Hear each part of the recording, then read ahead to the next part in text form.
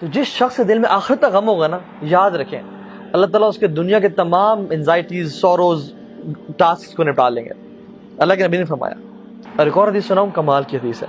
مجھے جب بھی دنیا کی فکر پریشان کرتی ہے نا، صحت کی فکر ہو، مال کی ہو، اولاد کی ہو، جب بھی کسی چیز کی فکر ہو، میں اس حدیث کو یاد کر لیتا ہوں. اور وہ حدیث ہے، من کانت الدنیا ہمہ، جس کا ہم اور غم یہ دنیا کی زندگی ہوئی، فرق اللہ علیہ امرہ، اللہ اس کے تمام کام بکھیر دیتے ہیں. وجعل فقر بین عینیہ، اور فقیری کو، پاورٹی کو اس کی آنکھوں کے سامنے رکھ دیتے ہیں.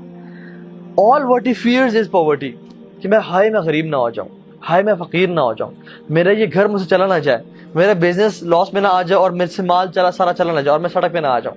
ساری زندگی وہ غربت سے ڈرتا رہتا ہے اور اس پہ ہی گزار دیتا ہے.